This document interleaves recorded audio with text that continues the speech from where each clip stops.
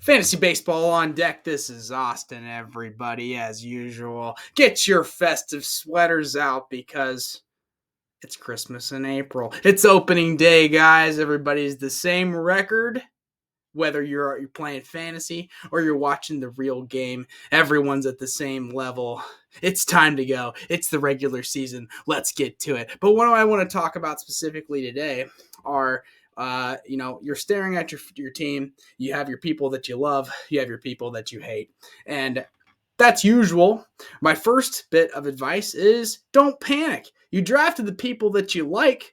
You don't have to observe all of the nobodies that are out in the free agency in comparison to the people that you took on purpose to keep away from everybody else and to win in your team. So this is not the time to be frantic. I know that this is the most popular time where people like to use up their claims, use up their waivers, to start the season and be all the way down at the bottom.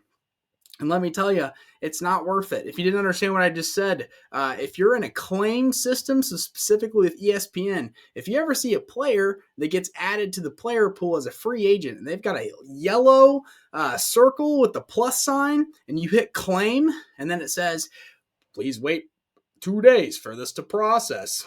That means that you are utilizing your claim against everybody else that's also bidding for that player. So it's advantageous of you to not use your claim and to hold on to it for the players that are really, really valuable, and even some of the guys that maybe weren't supposed to get dropped, but someone had a couple too many Shirley Temples on Friday night, and they said to heck with their third best pitcher after he had one bad game. So do not necessarily add, drop, subtract, multiply, divide any of your players. Keep your roster the way that it is. You did it because you love them. But if you do have to make changes, if you do have to make upgrades in spots, I think these are the best available batters in most formats. So let's lead it off.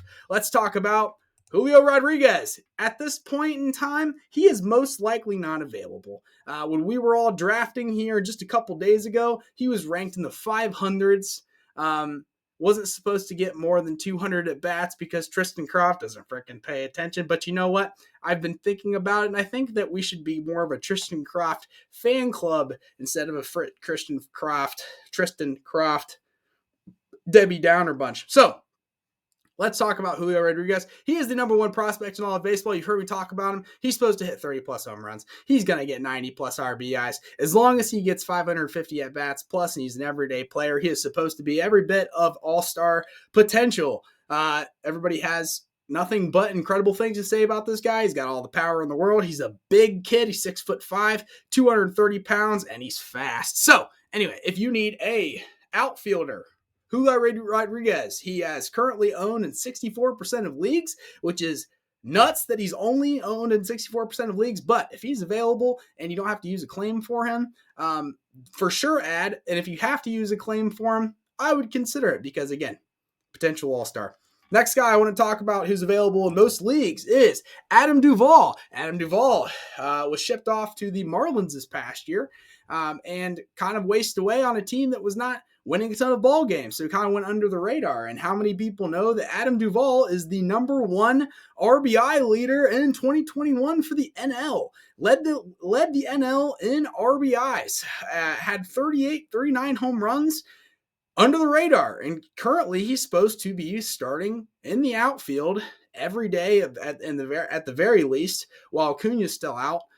For the World Series champion Atlanta Braves, who have number 1-2 offense in baseball, shared with the Toronto Blue Jays. So Adam Duvall is going to hit in the 6-hole, the 5-hole, 38 home run guy with not honestly a ton of at bats this past season. This is a guy that you consider always under the radar. He's not going to hit for average. We know what he is at this point. He is a power guy, not hitting for average, doesn't get on base a ton, but when he does get a hold of balls, he launches them. So someone to consider who is super undervalued, but I could very much see being rostered in 80% of formats by midseason or even sooner than that, given his spot in the lineup. If he does start hitting well, when Acuna comes back, we might be able to utilize him more as a DH, have him in the lineup more and more, which is the overall goal. And on to our next player.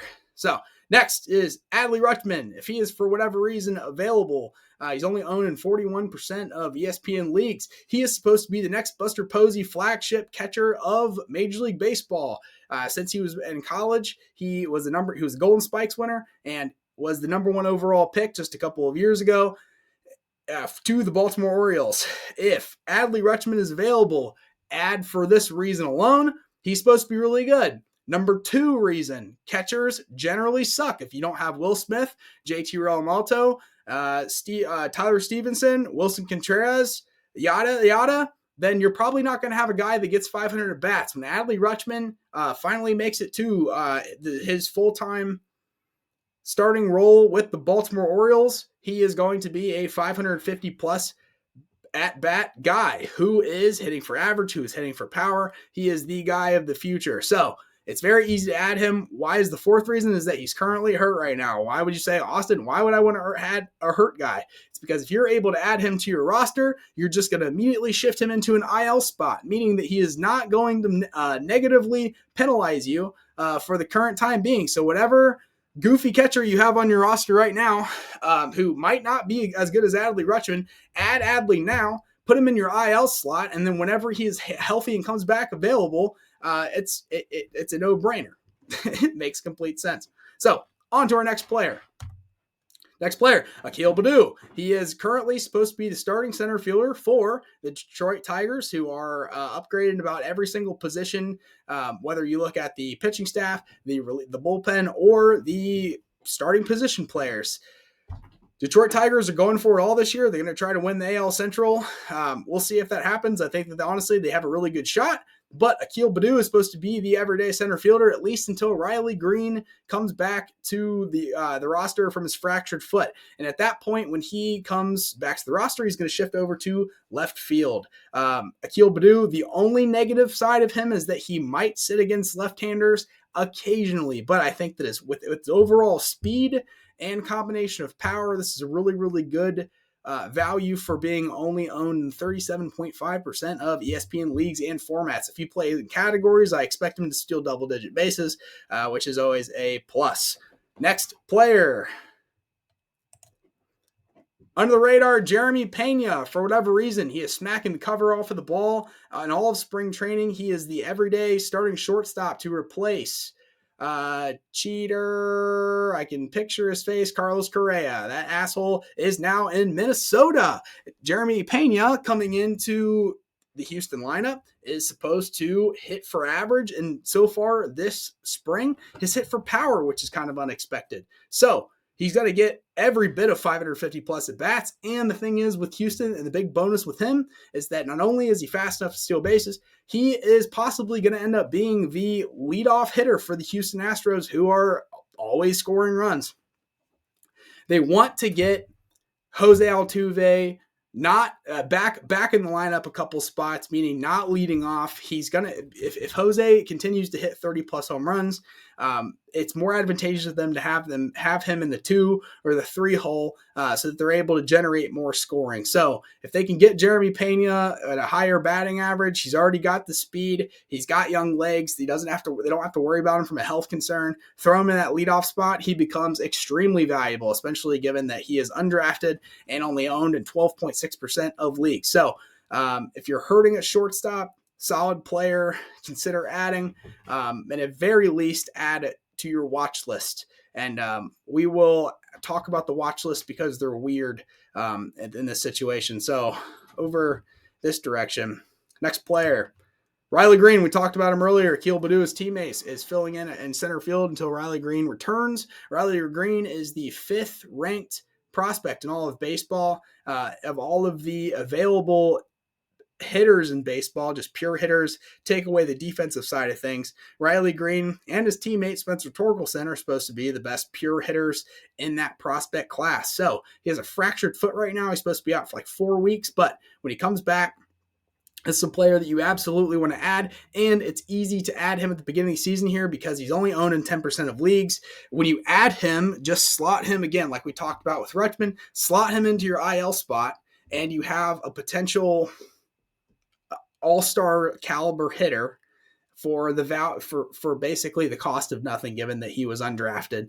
and sitting on waiver wire. So someone to very, very much consider. If you look up any pictures of Riley Greene, he looks uncomfortable in just about everyone, and for that reason alone, I'm rooting for him to do well, so that he is forced into the limelight of cameras and media and all that jazz to continue the ongoing faces of I don't know what I'm doing here. Anyways, on to the next player. C.J. Abrams was a long shot to make the roster in 2022. And thank goodness that Fernando Tatis Jr. is a wild child and is bound and determined to ruin his career via injury. So what is Abrams going to do? He's going to come into spring training. He's going to hit 400 plus batting average. He's going to hit for power. And not only is he going to secure that shortstop role, but he's been playing in the outfield too, folks, because what does San Diego not have? They've got everything except a solid outfield crew. So what's great about CJ Abrams is that he's going to hit for average. He's the number 7 overall prospect in all of baseball. He is the fastest prospect in all of baseball. He's supposed to steal a bunch of bases. And if he gets 500 plus at bats this season, expect anywhere between 25 and 30 stolen bases as long as San Diego is comfortable with running this season. They won't have to steal a ton because they should be up in games. But again, if CJ Abrams can get up towards the top of the lineup in any way, shape, or form, Trent Grisham's currently the leadoff hitter. But if CJ Abrams can get up towards the top of the lineup or just get regular everyday at bats, he has a lot of upside, especially in categories leagues where steals are valuable. And if he can get the power figured out, which he has so far this spring, which, you can take spring stats for what they are, that's an extra bonus that we didn't intend on. So CJ Abrams, top super high prospect, being the number 7 overall prospect in baseball, supposed to make the opening day roster day 1. So another guy to keep your eye on, and with outfield eligibility coming on the way. Next players, we're going to go thing 1 and thing 2. Joe Adell was a top 5 prospect in 2020. Kind of fell off the bandwagon, given that he was hitting in the 200s. Batting average has been low so far in the minors. His professional career hasn't necessarily figured that out, but this spring he's been killing it. He's always been a super strong guy and fast. He's always hit for power. If he can get 500 plus at bats, which is exactly what Joe Maddon said earlier this week, that he will be a 20-25 home run plus guy as long as he just doesn't become a head case at the early age of 23 years old. Super duper strong guy. Of the 2 guys, I think that Joe Adell has the highest ceiling. But now we go over to Brandon Marsh. Brandon Marsh, as of 2020, was also a top 20 prospect, especially a top 40 offensive player in all of baseball as well for the Angels. And he will be the everyday left fielder for the Angels. He is extremely fast. I know that beards, or for whatever reason, you see a beard and you think that the person's slow. Charlie Blackmon was the outlier with that, I guess. But Brandon Marsh, supposed to steal a bunch of bases. Both of these guys are supposed to get 500 plus at bats a season. That's what Joe Maddon said earlier this year. This is their franchise of the future. These 2 guys are extremely talented. Keep your eyeballs on them. I think that Joe Adell has the higher ceiling, but if Brandon Marsh, who has always had a better batting average, if he can get up towards the top of that lineup, which I think it makes more sense to get Ohtani a little further back in the lineup. They have a lot of power, but they don't have a lot of speed. If they could get Marsh in that first that leadoff spot or that 2-hole, instead of having a David Fletcher in there over the last couple of years, just because they need one guy that hits for a high average, then Brandon Marsh adds a ton of value, again, because the stolen base possibilities, that's a 30 plus stolen base. He has a 30 plus stolen base potential with that speed. So a guy to keep your eyeballs on. If you needed an outfielder, I would add Joe Adell instead of Brandon Marsh now, but I would keep an eye on them both and just keep tracking and keep reading. And then for the bonus round and the fun slide, we're down to Alejandro Kirk. Alejandro Kirk is the backup catcher for the Toronto Blue Jays. And why would I bring up a backup catcher, Austin? Why do I care about the backup catcher? Is that they are bound and determined to keep Vladimir Guerrero Jr. at first base to make sure that he is taking defensive